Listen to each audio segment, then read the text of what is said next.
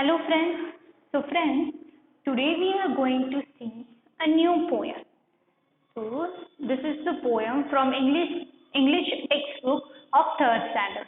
So the name of our poem is Tall Trees. तो friends आज हम third standard के इंग्लिश सब्जेक्ट की एक न्यू पोएम देखने वाले हैं जिसका नाम है tall trees. So let's see कि टॉल ट्रीज इस पोएम में हम क्या देखेंगे. तो सबसे पहले हम रीड करेंगे पोएम को and then we will understand the poem. Okay, so let's start. With their feet in the earth and their heads in the sky, the tall trees watch the clouds go by. When the dusk ends quickly, the birds to the rest, the tall trees shelter them safe in the nest. And then in the night, with the tall trees peeping, the moon shines down on the world that's sleeping. Okay, तो देखो ये बहुत interesting poem है और बहुत अच्छी poem है. तो let's see, this is the poem for tall trees. जो टॉल ट्रीज होते हैं ना, उनके बारे में ये पोएम है. तो चलिए देखते हैं टॉल ट्रीज के बारे में. So with their feet in the earth and their heads in the sky, the tall trees watch the clouds go by. इसका मतलब ये जो टॉल ट्रीज होते हैं, इनके जो फिट यानी इनके जो पैर है, राइट, इनके जो रूट्स है, या फिट मतलब क्या, रूट. ट्रीज के जो रूट्स है वो कहाँ है, अर्थ में यानी कि ग्राउंड में है. And their heads in the sky. तो देखो जो ट्री के फीट्स है यानी कि रूट्स है वो ग्राउंड के अंदर है, एंड जो हेड है वो है स्काई के ऊपर, राइट. ये जो हेड है वो है स्काई में. The tall trees watch the clouds go by. अब ये ट्रीज इतने टॉल होते हैं कि ये क्लाउड्स को जाते हुए भी देख सकते हैं. जैसे क्लाउड्स मूव होते हैं, राइट, वैसे ट्रीज इन क्लाउड्स को मूव होते हुए देख सकते हैं. ये ट्रीज इतने टॉल होते हैं. When the dusk sends quickly the birds to the rest, the tall trees shelter them safe in the nest. तो जब डस्क हो जाती है, डस्क यानी कि जब शाम हो जाती है, रात से पहले, राइट, शाम होती है ना. तो जब शाम हो जाती है तब सारे जो बर्ड्स हैं उन्हें तो रेस्ट करना होता है, राइट. शाम को तो सारे बर्ड्स रेस्ट करती है, राइट. तो जब शाम हो जाती है तो सारे बर्ड्स रेस्ट करने के लिए आते हैं इन टॉल ट्रीज के पास, राइट, इन टॉल ट्रीज के पास. क्योंकि ये जो टॉल ट्रीज हैं ये देती हैं उनको शेल्टर.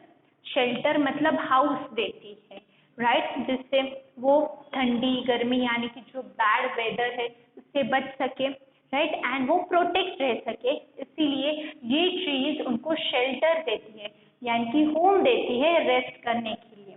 और ये जो बर्ड्स है वो उनके नेस्ट में एकदम सेफ फील करती है.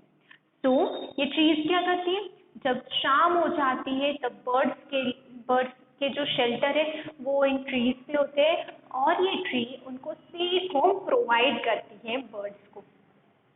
And then in the night with the tall trees peeping, the moon shines down on the world that sleeping. ओके, तो अब देखो अब ट्री क्या करता है. तो जब रात हो जाती है यानी कि नाइट हो जाती है तब ये जो ट्री है ये मून को देखते रहता है, ये मून को स्टेयर करते रहता है. जो वर्ल्ड है, जो सो रहा है उसके ऊपर क्या रहता है, रात में मून रहता है.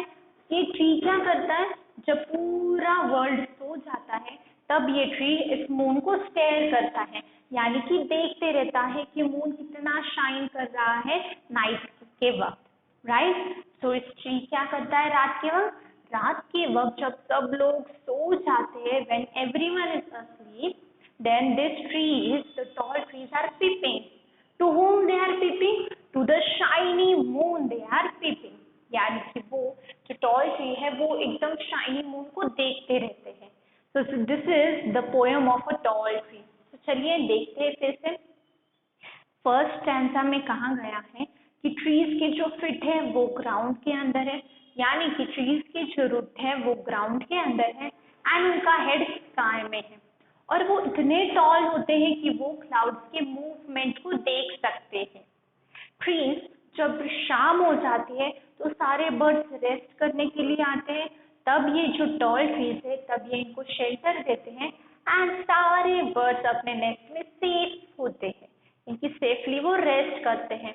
देन रात में क्या होता है, जब नाइट होती है तब सब वर्ल्ड सो जाता है, right, that we know. And इस जब पूरा वर्ल्ड सो जाता है तब ये टॉल ट्रीज मून को स्टेयर करते हैं, मून को देखते रहते हैं कि ये इतने रात के वक्त इतने ब्यूटीफुली शाइन करता है। So this is the tall tree, this is all about the tall tree. तो इस पोएम में हमने कुछ न्यू वर्ड्स देखे, जैसे कि डस्क यानी कि शाम का time, that is the time after sunset before it is completely dark, यानी कि पूरा अंधेरा होने से पहले जो टाइम होता है ना, और जब सन सेट हो जाता है तो उसे हम कहते हैं डस्क। ओके।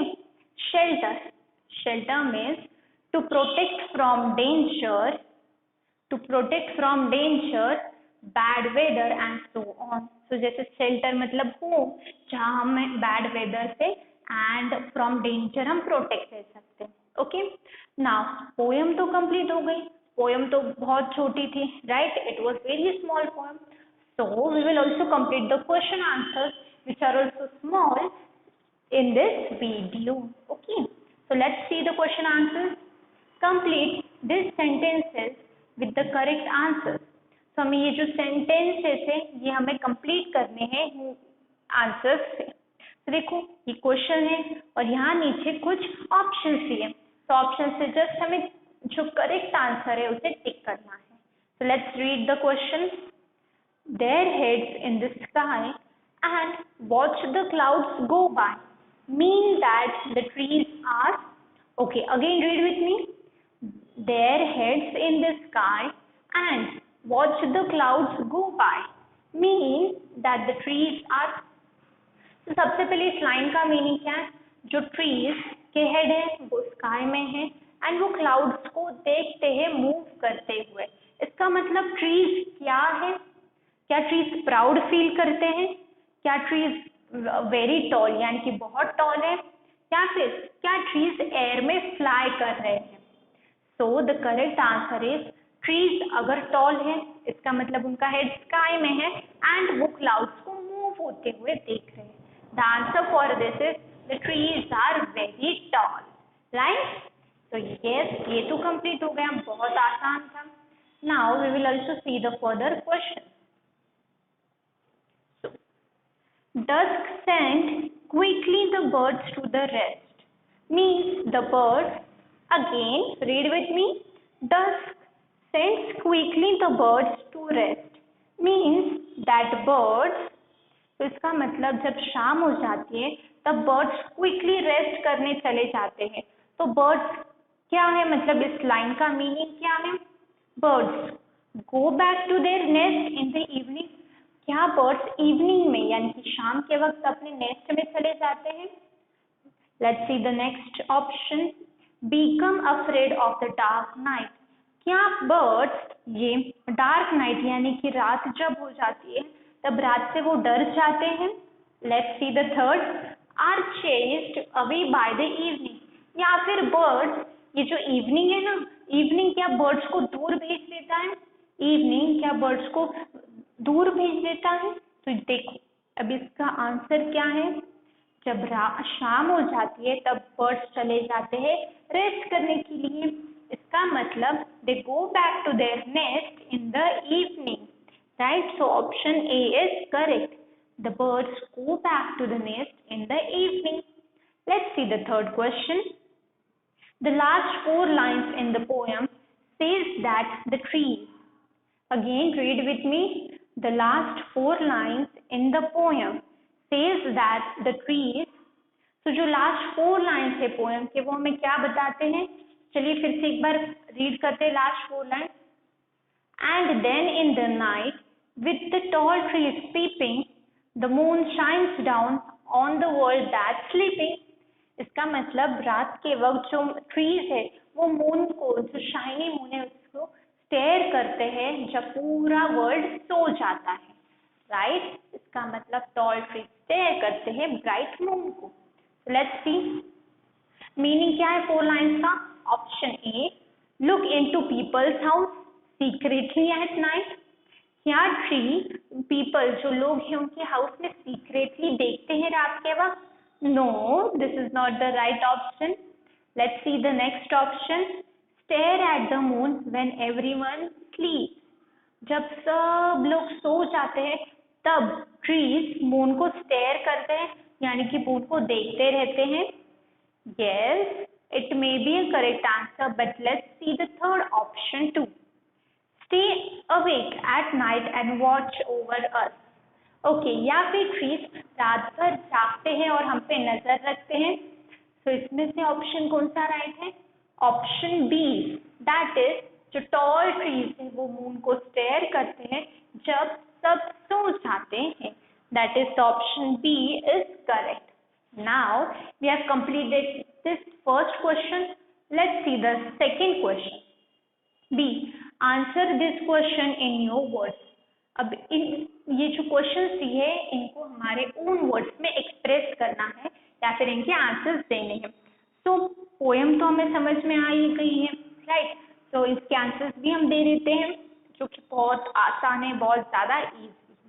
तो first let's read the question. What does feet in the earth in the poem means? What does feet in the poem what does feet in the earth in the poem means? तो ये जो feet in the earth है इसका meaning क्या है poem में, ये आपको बताना है, right? feet in the earth इसका मीनिंग क्या है पोयम में? तो feet किसके अर्थ में है? तो ट्री के फीट अर्थ के अंदर है, और ट्री के फीट मतलब रूट्स। तो feet in the earth का मतलब होता है roots of the tree, roots of the tree. And in the ground means roots of the trees are in the earth, इसका मतलब they are in the ground या फिर they are underground भी आप कह सकते हो, right? So roots of the trees are in the ground. Now let's see the next question. Which parts of trees are their head and feet? So again read the question with me. Which parts of the trees are their head and feet? So tree के ऐसे कौन से part है जो head है and feet है? तो head मतलब जो उनके, यहाँ हेड मतलब क्या बताया है, जो उनके ट्रीज है उसे हमें यहाँ हेड बताया। So that is here we can write tree या फिर आप कह सकते हो लीव्स, राइट? एंड जो फीट है तो यहाँ बताया है फीट का मतलब रूट, राइट? यहाँ क्या है फीट का मतलब root. So head is the tree या फिर आप कह सकते हो हेड को यहाँ पे जो उन्होंने बताया है दैट इज द ब्रांचेस या फिर leaves, right? Here we can write branches. सब ट्रीज मत लिखो, आप लिखो ब्रांचेस, ओके? ब्रांचेस या फिर आप लीव्स लिख सकते हो। Now how do trees shelter birds and keep them safe? How do trees shelter birds and keep them safe? Again read with me. How do trees shelter birds and keep them safe? तो जो trees हैं वो bird को कैसे shelter करते हैं, यानी कि किस तरीके से उनको होम देते हैं एंड उन्हें कैसे सेफ रखते हैं? तो इसका आंसर है that trees protect birds from danger. Trees protect birds from danger and और क्या करते हैं trees? And from bad weather, right? जो trees है वो birds को shelter देते हैं and उन्हें protect करते हैं bad weather से। So this is the answer of the question. तो ये है क्वेश्चन के आंसर कि feet इन द अर्थ इसका मतलब क्या है, जो रूट है ट्री के उसके बारे में बताया है। हेड यानी कि ब्रांचेस एंड फीट मतलब यहाँ रूट्स है। एंड ऑल्सो ट्रीज कैसे प्रोटेक्ट करते हैं बर्ड्स को? So trees protect birds from danger and from bad weather. तो इसीलिए हमें more and more trees plant करने चाहिए, बिकॉज ट्रीज सिर्फ हमारे लिए ही इम्पोर्टेंट नहीं है बट वो एनिमल्स के लिए भी इम्पोर्टेंट है. Okay, so this is this poem of tall trees, and we have completed this poem and also the question answers. Now we will see our next poem. So you have to write this question answer in your notebook and read this poem twice. Okay, so thank you.